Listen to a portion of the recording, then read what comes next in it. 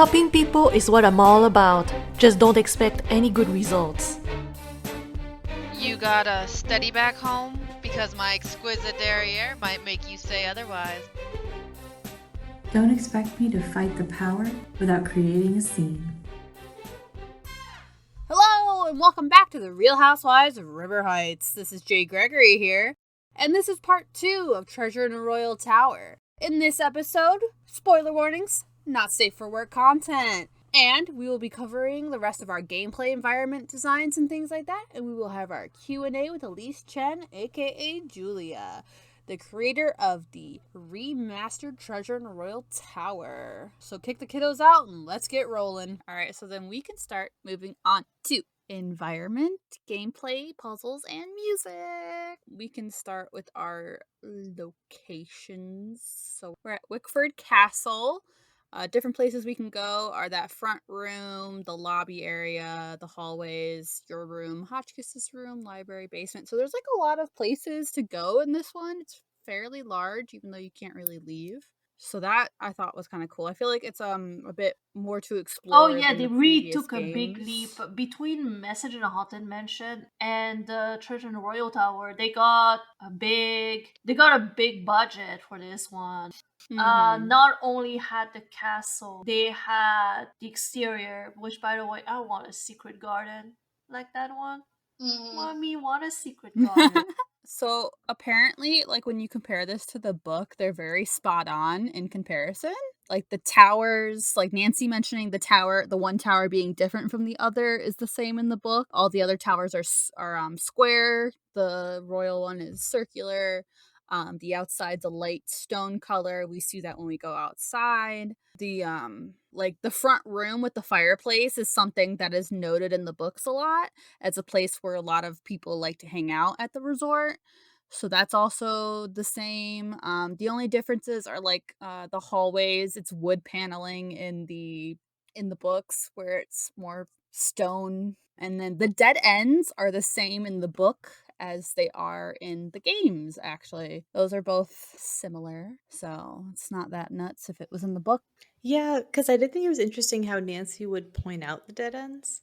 So I guess maybe that's why. Yeah, because they were probably like referring to the fact that they're prevalent in the books. Also in the books, Bess and George are with us.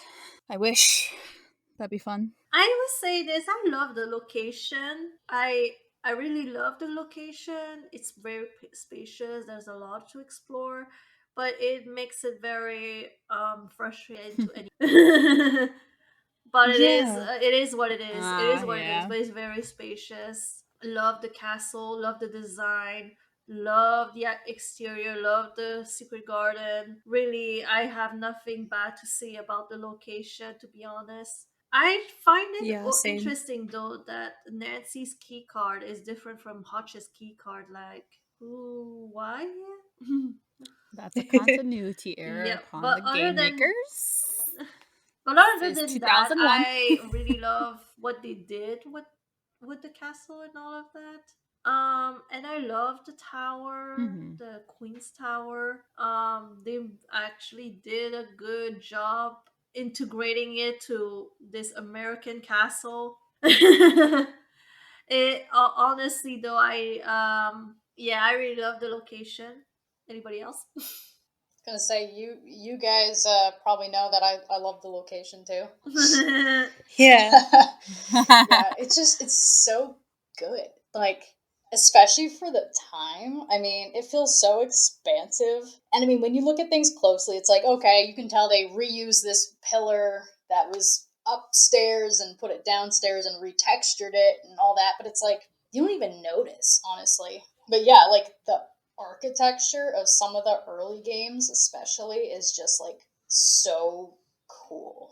And I mean, there are, I guess, later games like Captive Curse has good architecture, but I feel like it kind of like they don't focus on it as much in general as the series goes on, which is sad because it's one of the things, even just like when I was a little kid, it was one of the things that I really, really liked, just how detailed everything was. So, yeah. Anyway, it's good. It's good stuff. No, I totally agree. It's like as a child playing the games, like it being super detailed was really like a cool fact. You felt like you were in that place a little bit.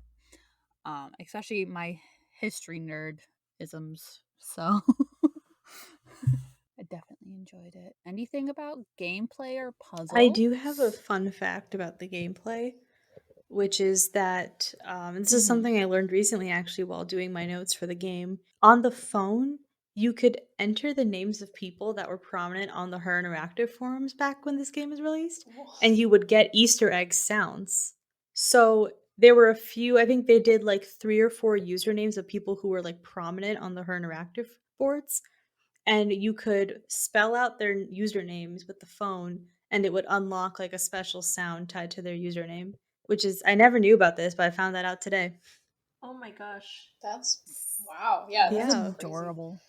I know because I remember going through the sound files. It's like there were Easter egg sounds in there, like chicken sound and all that. I'm like, how do you get this? Did they? Yeah, so that's how. Okay. Wow, that is so weird. I just thought they like decided to not put the sounds in the game or something. Yeah, no, it's like a Easter egg.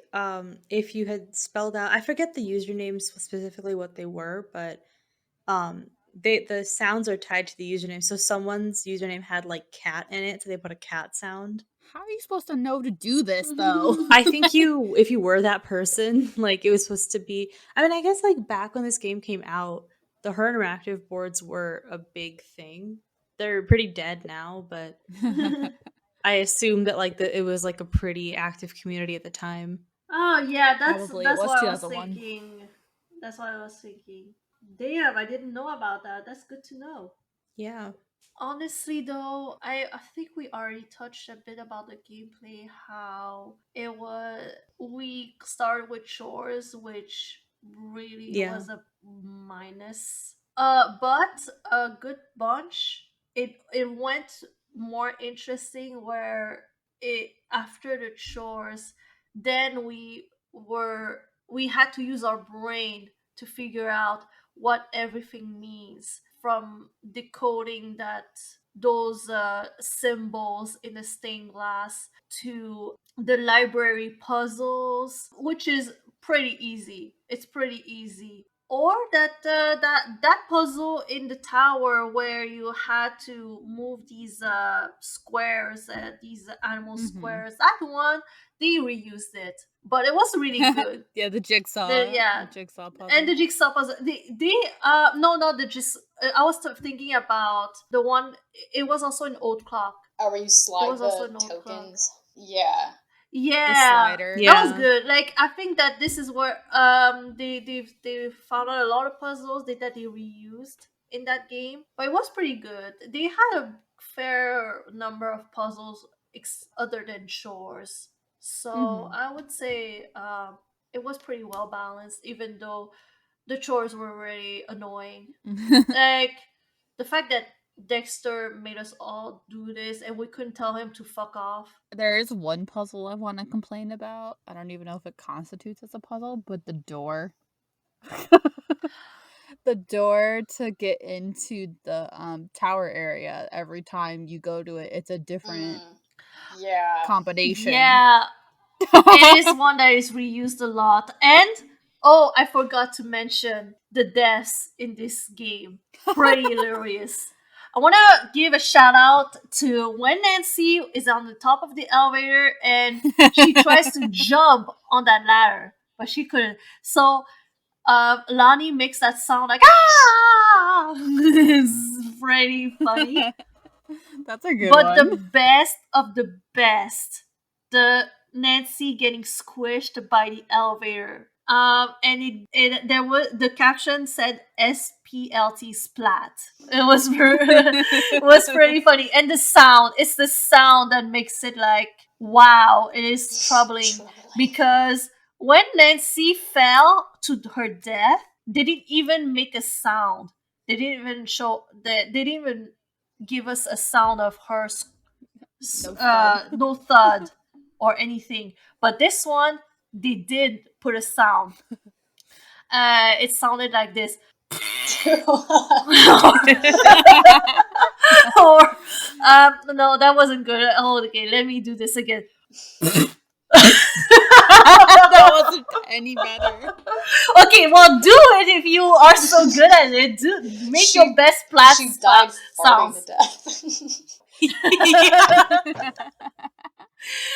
Okay, then make your best splat sounds. See if it's better. I don't know how to mimic a splat, but your sound effect was like not a splat; it was a fart. I tried my best. Okay.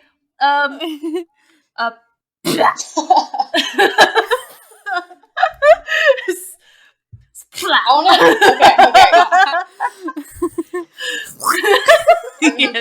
So we remake Treasure in the Royal Tower, but Sophia does all the sound effects. Yes, continue with your remaster, and Sophia will do all the sound files. A door opening.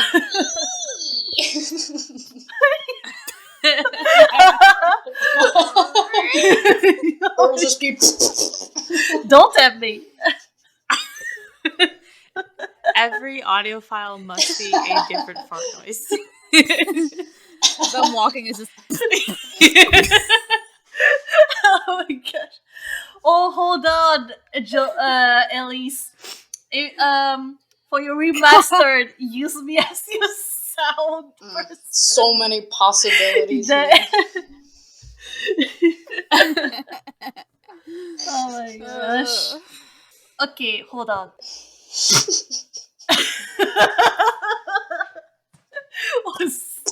Okay, I don't know if I'm getting better or worse. You're getting somewhere. What were we even talking about? We're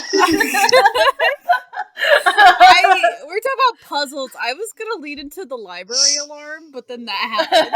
Should we do some library alarm sound effects?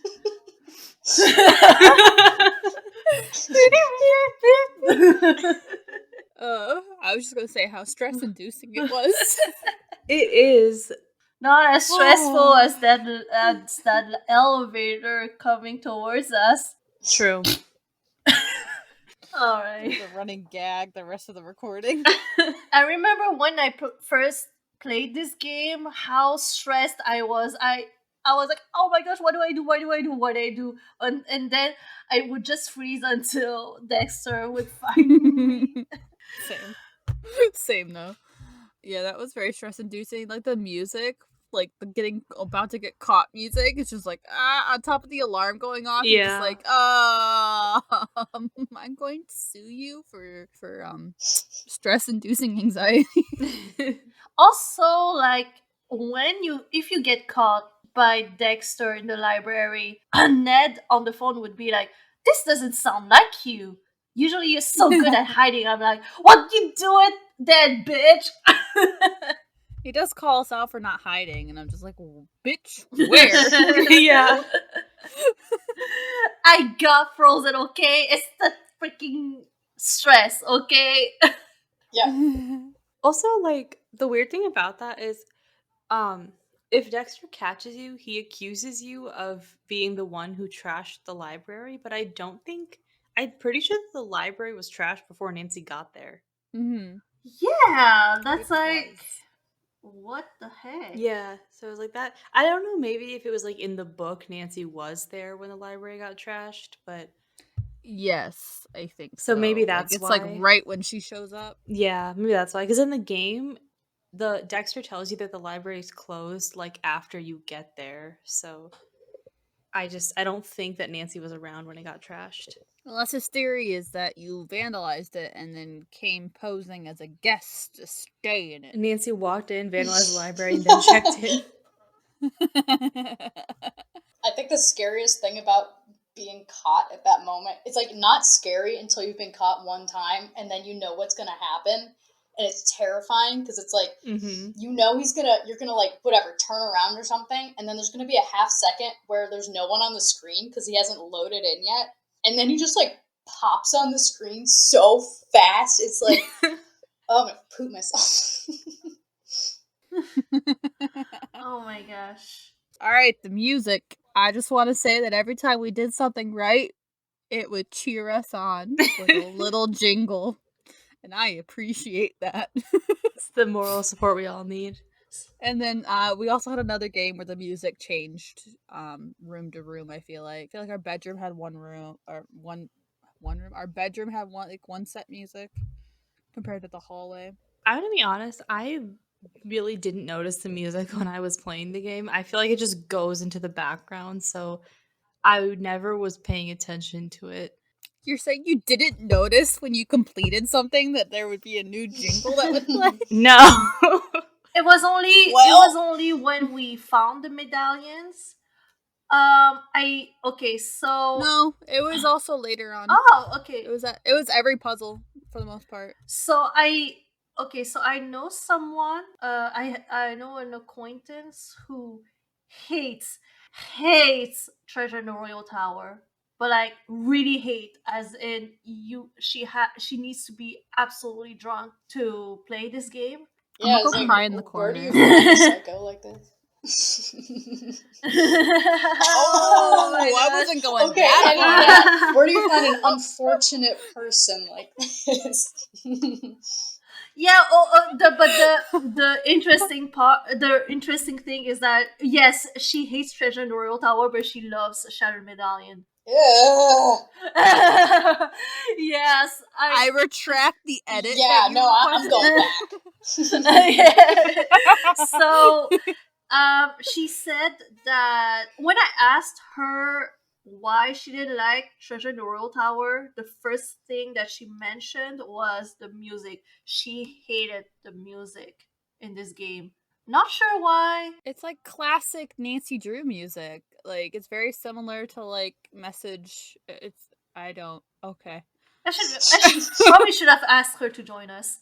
That would have been too many cooks. Yeah, but she did say that she found the music really annoying. But she can it's join us for not the like... unpopular opinion segment. Maybe. I got questions. Yeah, at least get her on for the Shattered Medallion one, because I want to hear someone say something positive about that. Just because I'm curious. I know a few people who love Shattered Medallion, not just her. So, the thing that she said was that the music in the main castle part, like the corridors, it is all in all the floors. She found it so annoying. She couldn't wait to get to a part like outside or in her room and all of that, where she could escape the music. Why didn't she just turn off the music? Yeah, that's a bit... I don't think it's just the music. She just hates the whole game.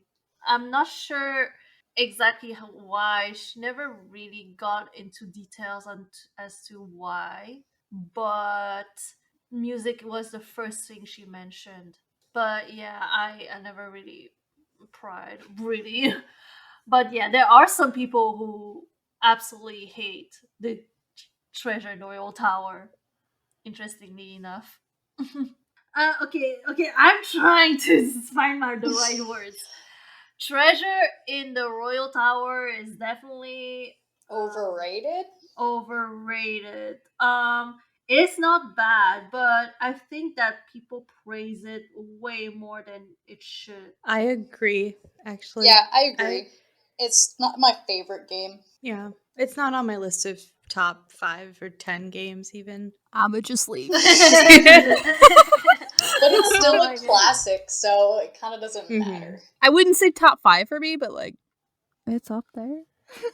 So, concerning the happy little jingle that plays when you find something, it happens when you find the green medallion in the shed, and then you're like, okay, I'm gonna go back inside, and it's, woo, it's so happy, and then you're like, oh no, I'm locked out, I am going to die, and the music is so happy still. Oh my gosh. And like, it almost drowns out Nancy, and you're like in this panicked thing, like, oh no, how long do I have? And it's still like, doo-doo-doo-doo. It's like, just,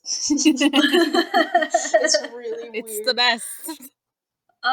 In this case, you could like cheer yourself up by making fart splat sounds.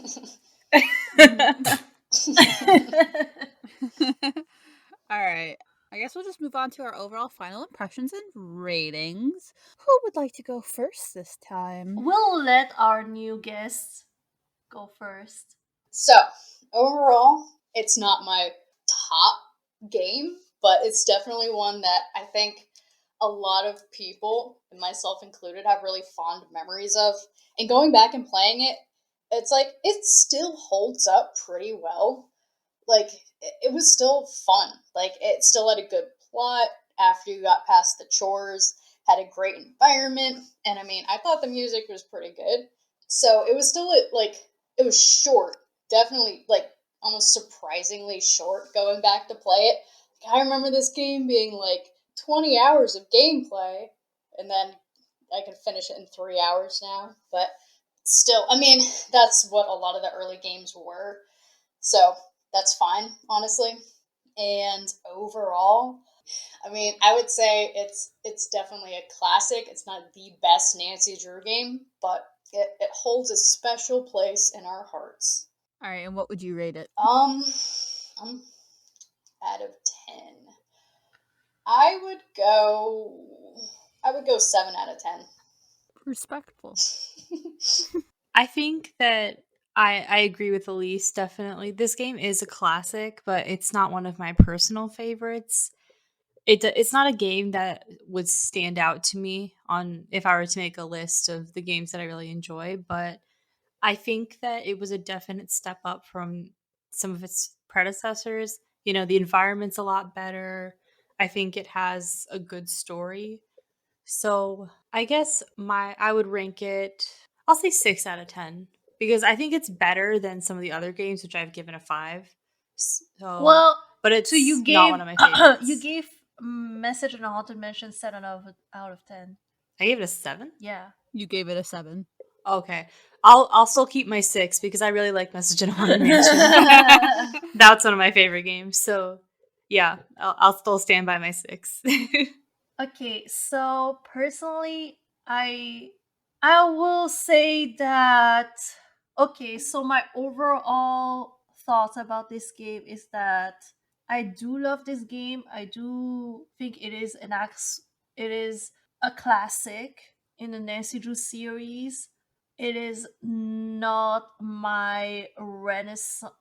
Okay, so let me start over again. So, does anybody, when you think about the Nancy Drew games, is there like just like Disney? Is there like a period where there are the Renaissance games where they absolutely did banger after banger after banger? In this case, it is.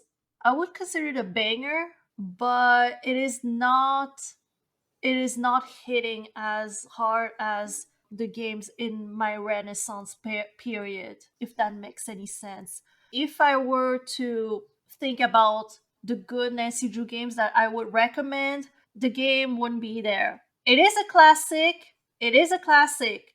I will say that. However, it is also very frustrating and short. I would say it is on the same level as Message in a Haunted Mansion, and they are both good games, but they are not quite the level. They are not perfect. Well, no games are perfect, but they are not almost perfect either. It is like very much solid. I would consider them just solid. So I would put them in the same level as Message in a Haunted Mansion. I would put it at an 8 out of 10. All right, so for me, this is one of my favorite games. I have very fond memories playing with it. I'm a big history nerd, so for me, it's like one of those very like history-driven stories. I personally like the characters in this one more than some other games, like especially some of the earlier games. I would say the characters in these just feel more well developed. I don't know. I really do like this game probably more than I would say some of my fellow co-hosts. So for me, it would be an 8 out of 10. It's up there for me. So basically the same rating that I gave. Yes.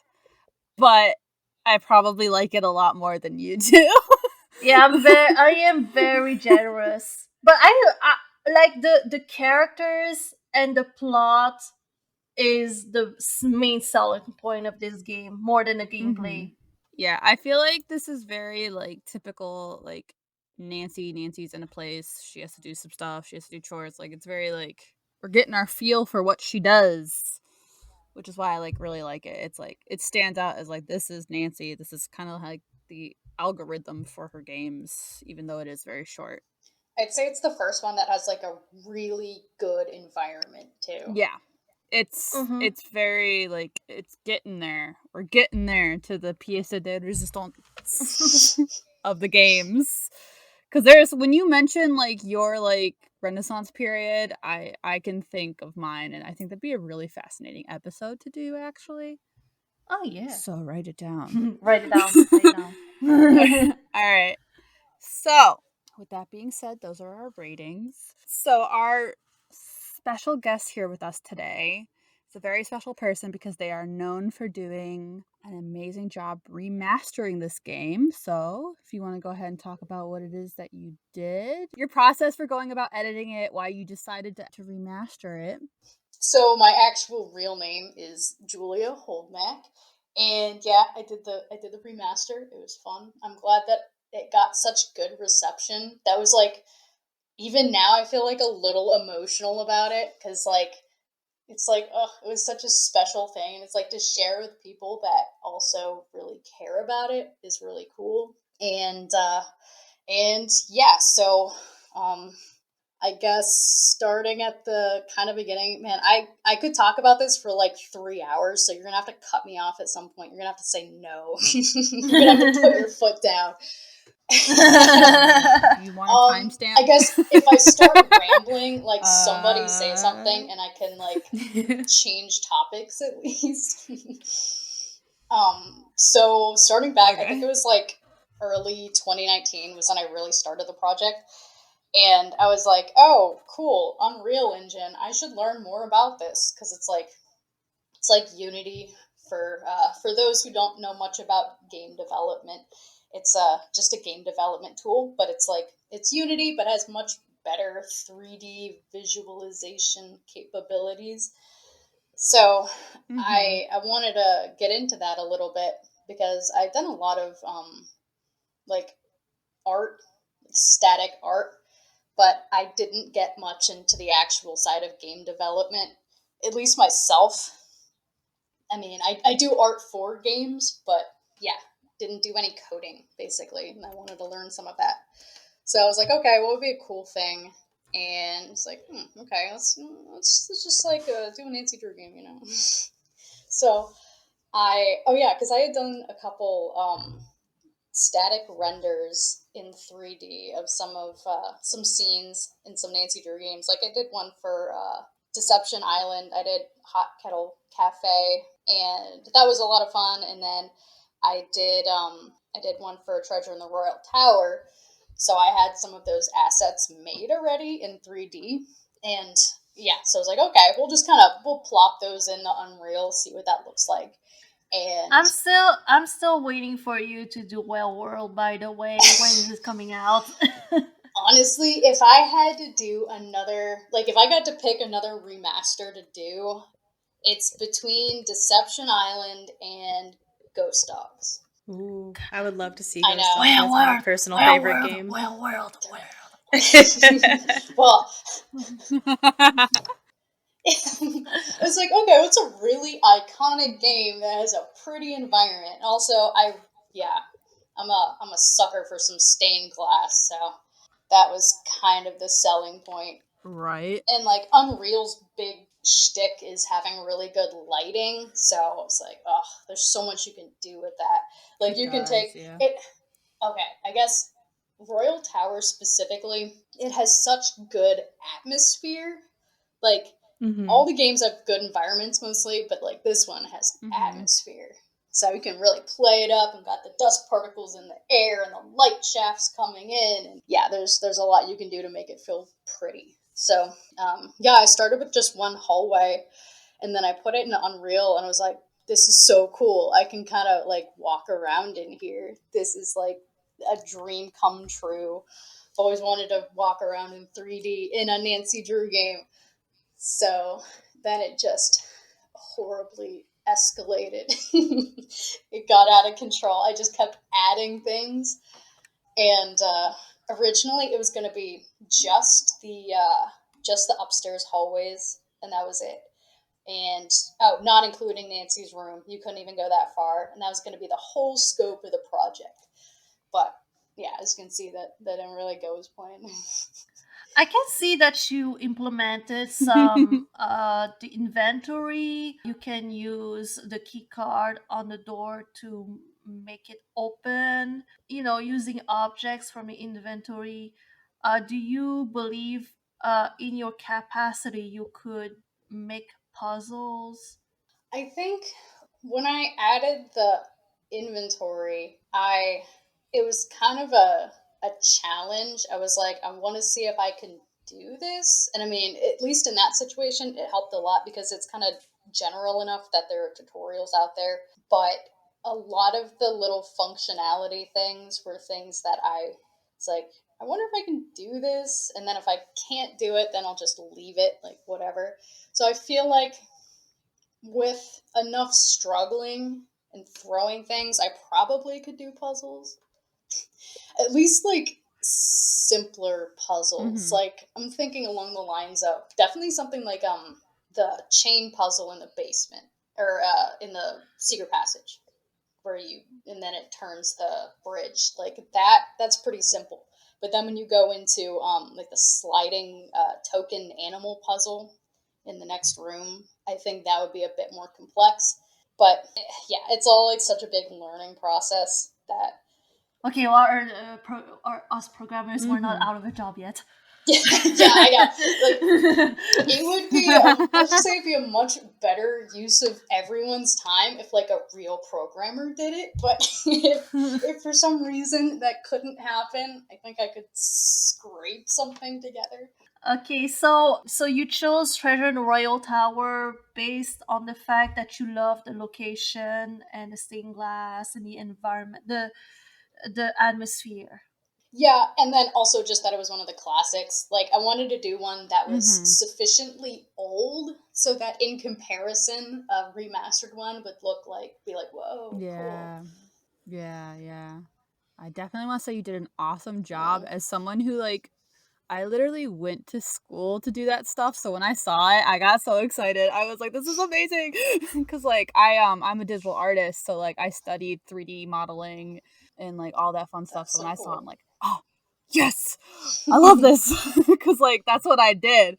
And like, and especially since it plays into stuff that I love, like Nancy Drew, like it just made it even better. Cause I was like, I know how hard that was. Someone understands.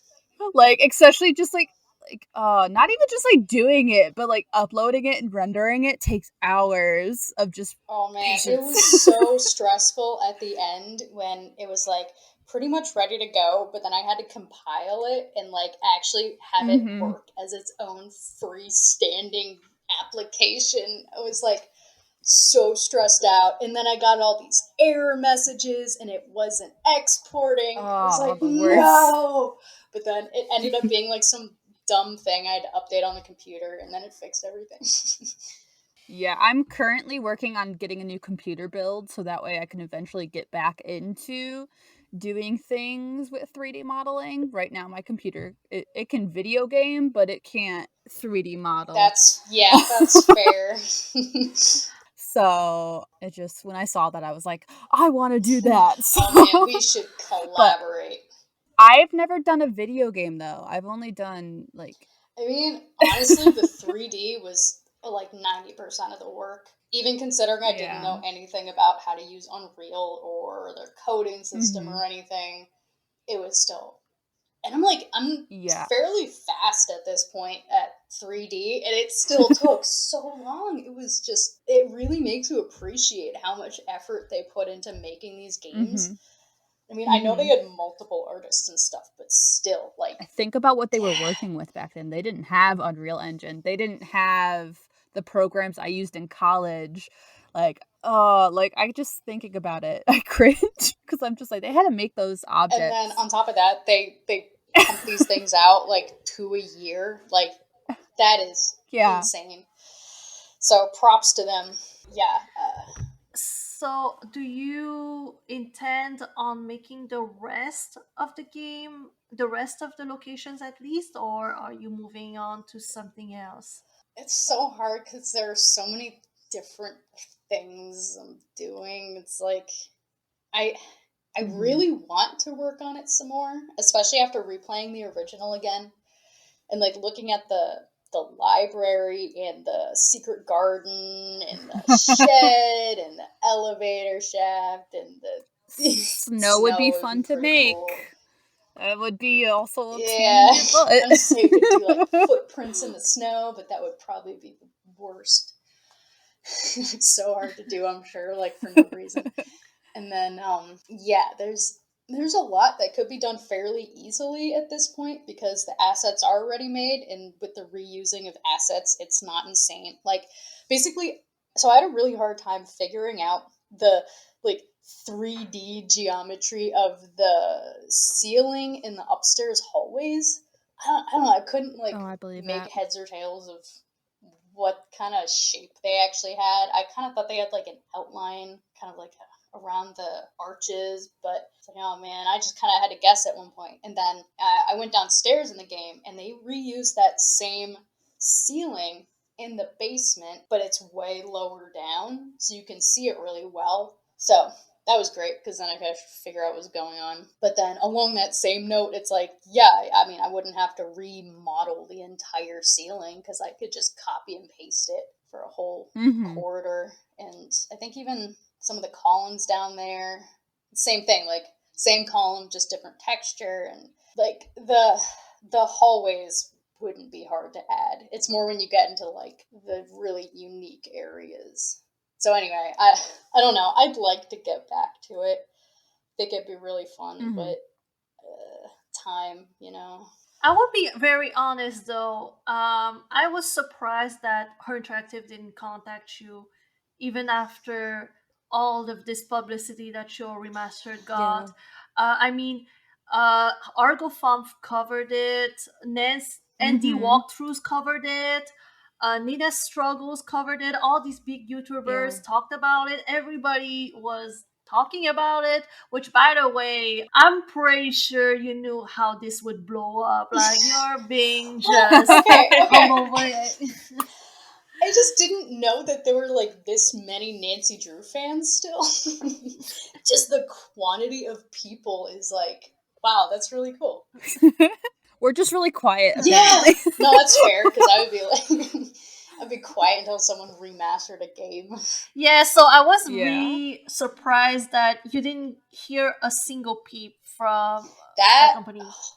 Man, I have They need people to help them. So much to say about that. Like, I don't want to be like petty about it, and I wasn't trying to get attention from them, but I really feel like they should have at least commented. Like, it's like, man, I made a tribute to your game that you made. Like, I'm still giving you like the credit for making the game, and it's because I love your series so much that I did this. So, are we honestly surprised though? They are weird about who they choose to acknowledge and who they don't, because there are like a bunch of streamers, for example, who have been kind of contributing to almost what I would call like a renaissance of the games, like like exposing them to a ton of new people, like Gab Smolders, Half Moon Joe, etc. And the only person who's ever acknowledged them is LJ, who technically doesn't work for them anymore. They've never once promoted like Half Moon Joe or Gab Smolders streams on their social media, which is interesting. Not good marketing. I have a thoughts about it, but I cannot confirm it. But I think that because Gas Smolders and Half Moon Joe, they are not family friendly. They are more mature. And they want to that makes sense. Yes, especially Half Moon Joe. I don't know much about Gas Molders, but She Yeah, she swears. She swears. swears, but Yeah. like Joe makes a lot of like explicit jokes. Gab is more chill. She just kind of like plays the game and maybe throws the occasional like F-bomb in there, but Yeah. it's really not. Also, Joe is really gay. And we know how they feel about that. But it's I'm just so would be really surprised if they have never heard about the remastered version that you made, Elise. Like I would be Yeah. extremely Especially because I directly contacted them about it before putting it out, like multiple times through multiple venues. Because I didn't want to get in trouble. Like, I mean, I know it's their intellectual property. So I was like, man, if I put this out and like get sued or something because they're desperate, then that would be really... You have timestamps that you reached out to them. Yeah, it's true. Like the legal, it's out there. But still, like, not even a response. Man. It bothers me too because I know that they're trying to use the Unreal Engine for their newer games. They did that with it is Unity. Is it Midnight Unity? Sales is Yeah. Unity. It's like, but it's like pretty much the same premise. It's like, why wouldn't they reach out to somebody, they see it and be like, oh my gosh, we need, because they need help. Yeah, they need help. They need help because that... I don't want to get into that. Yeah, like I feel like we're getting into Midnight Salem territory, and honestly, though, Yeah, we'll just lay off of that for later. we need to. I mean, there's a lot to be said about this game. We're just gonna... My little art heart, like someone who studied 3D modeling, it just cries. It cries. Yeah, I understand. Right. But anyway, I want to think better of Her Interactive than to be like, it's just them being immature. But it kind of seems like that. Like, they know it exists. I feel like... How could you not? Yeah. It's like they have their... put up on their Art Friday or something like that. It's like... They're just scared to admit that you're better than them. It just seems weird. Like, yeah, I don't know. It just seems petty. But like I said, I don't know what they're thinking. To be fair, though, all the talented people that worked on the games are gone from the company. It's just administrative people over there or marketing people. So, it's technically you are better at making games than they are, because the people who made the games are gone. They are no longer there. Yeah, and honestly, if it was pettiness, I would not be surprised because I did see the comments on I think it was Nina's video that she did about your build. And all the comments were like, oh my god, this is so much better than Midnight in Salem. Like, Her Interactive should have done it like this. And so, like, I'm not surprised if they have seen that reaction and are, like, feeling some type of way about it. But yeah, I mean, it is what it is. And it's like, I know they're a different company now than what they used to be. But it's like, when you... I don't want to say idolize them, because that sounds like way too much. I did not idolize them as a company. But like, okay, I looked up to them as a little kid, being like, oh, it'd be so cool to work there someday. Exactly. Yeah, and then to be like shunned for making something for their games, it's just weird. Well, they're different now, so they're like a whole different company people, at this point. Yeah. So are they the main reason why you got into 3D modeling, or are they just like one of the reasons?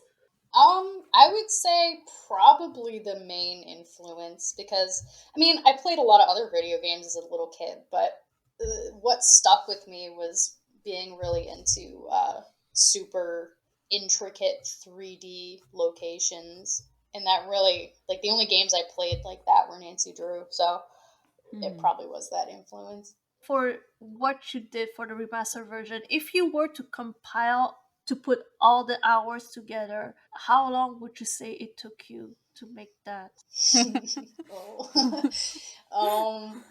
Say it. I'd have to okay, so I got this time tracker thing on my computer that tracks how long I spend on different programs, but that was partway through the project, so I don't really know before that time. But I think from that point, maybe halfway through to when I shipped it, it was 400 hours. Sounds like a lot, but I mean, It's a lot. It's a lot. Okay, it's a lot. Yeah, but it is less time that I spend on Animal Crossing, so to be honest.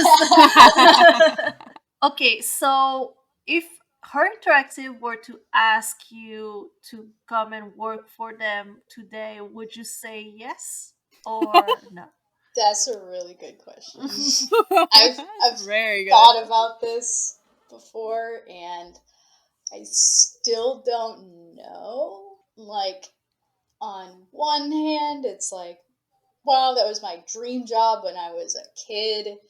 And also, if it was for something, especially if it was to remaster old games specifically that I cared about, rather than I'd be more interested in remastering old games than working on new games. Sounds weird, but the ones that we're all attached to for growing up. And if I knew I was doing that, and it's wow, I don't have to worry about IP rights. I get paid for this, so I don't have to worry about money.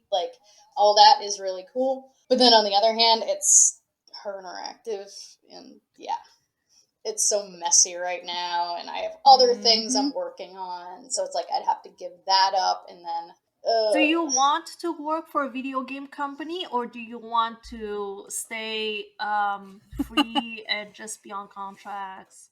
I mean, ideally, I would own a video game company. And when I say own a video game company, I mean have 2 employees and we make games sometimes. But Like an indie. yeah, indie yeah, band. exactly, an indie kind of studio. I agree with that because it's working for a mainstream company just after hearing I'm a big Sims player, so I used to want to work for the Sims, and when I was in college I tweeted at them on their 17th birthday and they're like, you should apply, but then everything went downhill because they're now a money trap. I mean, yeah, because they're EA, right? Yeah, they are EA. It's EA. But and then everything went down with her. It's just yeah, I've lost my will for going for a big it's company. so miserable sounding. There's all this stuff that's come out in the past 10 years or so about working at a video game company, because the big ones, they take people's passion for their job and just use it against them and be okay, so you love this job so much, either work 100-hour weeks or get fired. It's so evil. Mm-hmm. Yeah, that's a video game development world for you today. It's they take advantage of, because most most game developers, they got into what they're doing out of passion for video games. So they take advantage of their passion for that, to overwork them and to really just take advantage of them, really. Some of them would not go back home to their families for a week. They would sleep on the couch at the office to meet deadlines.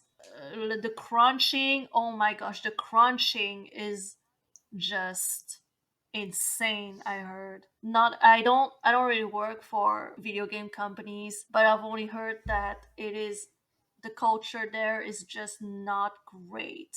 Plus, when you're on these teams of 1,000 people or however many, you're not even really involved in the process of the game. Your job is to make I don't know, a really nice traffic cone. You don't have any say in Me. I mean, it could be someone's dream job. All those traffic cone fans. My dream job's to be an environmental designer for video games. So I would be that traffic cone. You gotta start somewhere, right? But it's you're so far, I guess, far detached from the people making the story of the games and making the decisions, that you're just this little pawn, and yeah.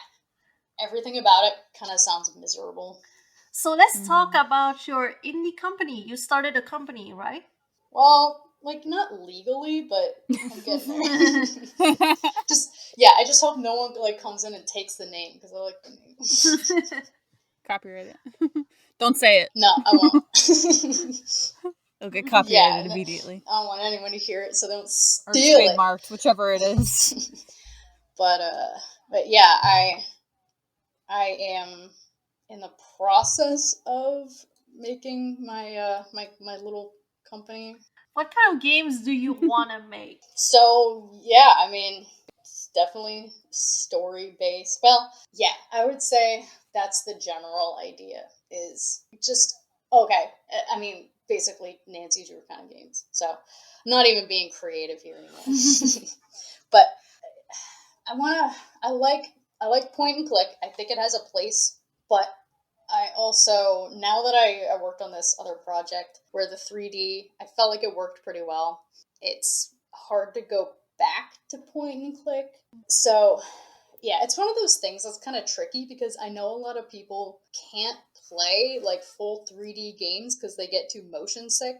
I've heard a lot of people that are like, yeah, I only play Nancy Drew because I can't play anything else. So I want to take that away from the people who it's like, that's the only kind of game they can play.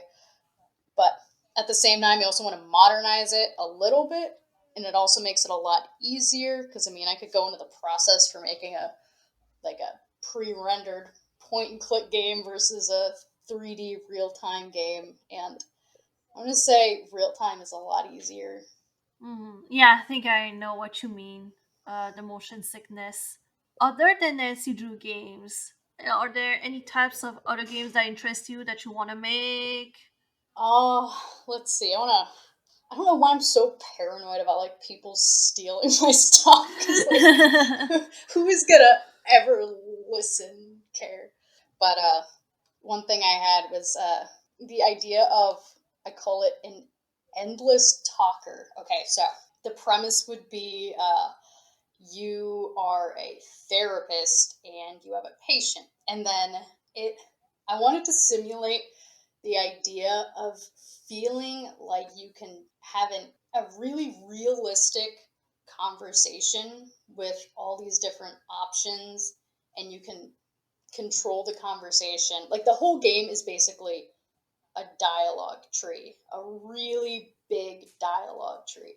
But you have like complete control about where you want the conversation to go, and then at the end of it, you have to diagnose this patient or whatever. I don't know. Didn't get that far, but if you basically talk to them properly and realize, like, picked up on what was important to them, what was traumatic for them, then when you start a new round, then you start with that information and it branches off, and hopefully you have enough information at the end of it to diagnose them correctly. So yeah, it's one of those things that it would be easy to make in all aspects except writing it. That would be the whole project, basically. So you don't have to answer this question. Are you working on a few projects right now? What are your plans for the future? So I am working on a couple different things right now. One of them is doing the environment art for Amelia Darnell, Secrets of Silvercrest Village, which for anyone who has not heard of this, it's a fan-made Nancy Drew style game where a whole bunch of fans just got together, a bunch of volunteers, and we're like, yeah, let's make a Nancy Drew game. So that has, I think, been in the works for a couple years now. It is starring the acclaimed Lonnie Minella as the voice of Amelia, and that has been a really cool project. So besides Amelia Darnell, there is something else that I've been working on for, let's just say, an insanely long amount of time. I think it's 6 years now. Basically began after we started to realize that something was going wrong with Midnight in Salem. So that was probably around 2015 or so. And it has been something I've been working on. It started out pretty much completely solo, but then I had to bring on a few people to help me with things that I could not do. So this has been something that is still ongoing, still in the works. Still not 100% sure when it will be done, because I realize I have a terrible time scoping the amount of time it would take to actually do various game development things, and that's why it's taken 6 years so far. So I have not gone public with it because I don't want any expectations about timing yet, but since it's really coming along, I would say stay tuned, because there could be more information about this. I would say look for it in the next couple months. I hope that it will be something that Nancy Drew fans will be very excited about. Okay, so you've known both sides working privately on your own video game versus working publicly with a team on a video game. What do you prefer personally? I think it makes it easier to work on a game publicly when it's not like my own thing, because I feel less self-conscious about it, I guess. Like with my game, it's like I came up with everything. So the plot and what dialogue is there, the locations, just the whole idea for it. So it's like if that gets judged, it's like my entire being is judged. But I mean, I'd have to get over that anyway. So I would say, in general, I would say it's nice working publicly with a team, because there's a lot of positive feedback that it keeps it a lot more motivating, I guess.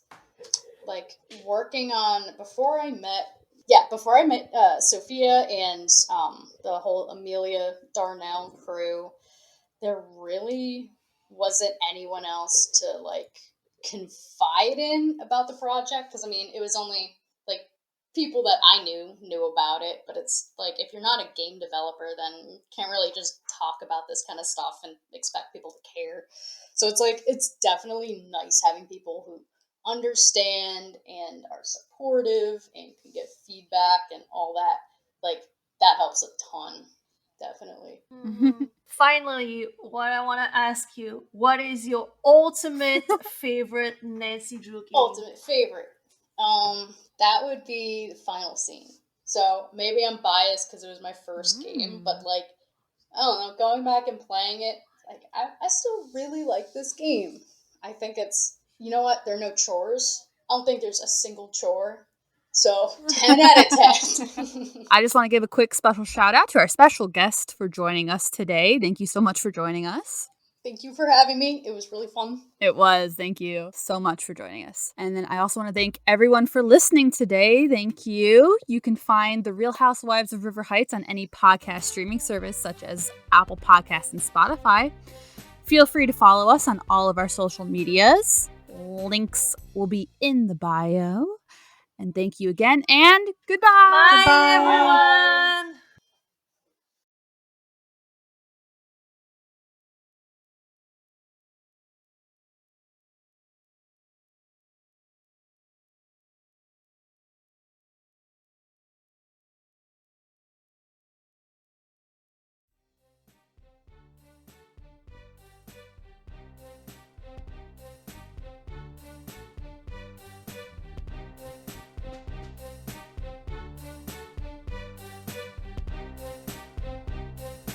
Oh my gosh, this is going into our 30-second wavy post. I already know.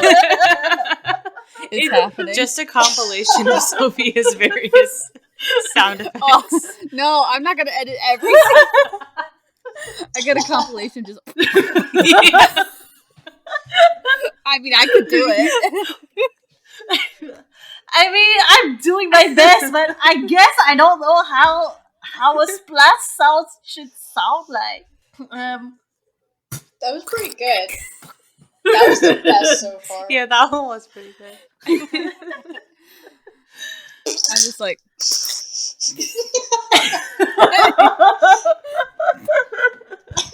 That was wet. Really That was juicy. really wet.